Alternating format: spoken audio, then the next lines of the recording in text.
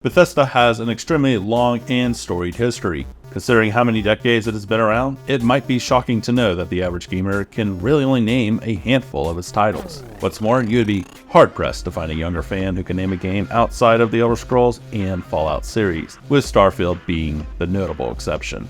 This video will hopefully open your eyes to some of Bethesda's more obscure titles. Even if it doesn't inspire you to go and play them, it will at least give you a bigger appreciation of the company's history.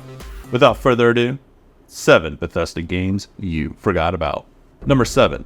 Terminator Future Shock from 1995. While Bethesda is known for its first-person experiences, the games with guns are not renowned for their tight shooting mechanics. It may surprise you to find out that the company made a first-person shooter in 1995 set in the Terminator universe. Terminator Future Shock goes beyond what many FPS games were doing at the time and isn't just a Doom clone. The environments have a real cohesiveness to them, and there are vehicle segments to spice up the gameplay. It was also way ahead of its time for also relying on mouse aiming for precise shooting. Number 6. An Elder Scrolls legend. Battlespire from 1997. Battlespire takes place in the Elder Scrolls canon and looks like a traditional Elder Scrolls game on the surface, but it quickly reveals itself as a different beast. For starters, the game is much simpler than a mainline title, being a more focused dungeon crawler than an epic RPG taking place in a gigantic open world. Though dungeons are an integral part of the Elder Scrolls experience, boiling a game down to that one feature did not sit well with critics, most of whom were lukewarm about the game upon launch. Number 5.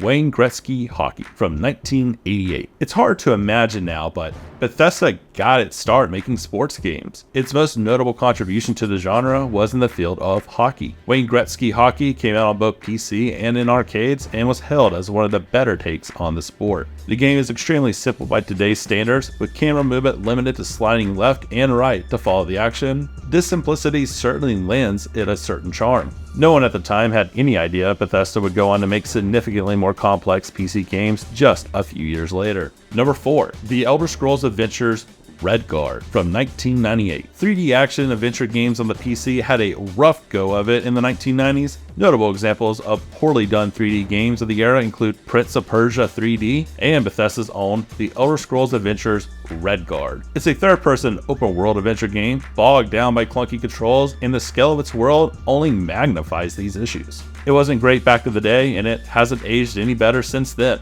Number 3. Gridiron from 1986. Gridiron is the first title ever from Bethesda, being made in designer Ed Fletcher's home even before familiar names like Todd Howard joined the legendary studio. The game stood out among the forever crowded sports genre by combining the strategy prevalent in real-life American football with the arcade-style gameplay many love about the medium. The graphics are even more primitive than Wayne Gretzky Hockey's visuals, with players on the field being represented by colored dots. There isn't much reason to play this game, but it's interesting to see the studio's humble beginnings. Number 2. The Elder Scrolls Blades from 2020. While it wouldn't be fair to call the Elder Scrolls Blades a failure or obscure, the mobile game market, while huge, has a tendency to pass by many gamers who focus on console experiences or more prestige handhelds like the Nintendo Switch. The Elder Scrolls Blades isn't exactly a normal Elder Scrolls title put on phones. It isn't open world and lacks environmental interactions most come to expect from the series. Combat, which you engage in using touchscreen controls, is the main focus here. After you beat the main campaign, there is a fairly dedicated community of PvP players who you can face off against. Blades would later come out on the Nintendo Switch. Number 1. Escape from Singe's Castle from 1987. Though this game is sometimes called Dragon's Lair 2, it should not be mixed up with another game called Dragon's Lair 2, Time War. Looking at the history of Dragon's Lair reveals a complicated web of sequels and ports, and it's easy to get different games confused with each other. The gameplay somewhat mirrors the arcade versions of the series, where you have to press an input at the right time to avoid a certain trap within the dungeon.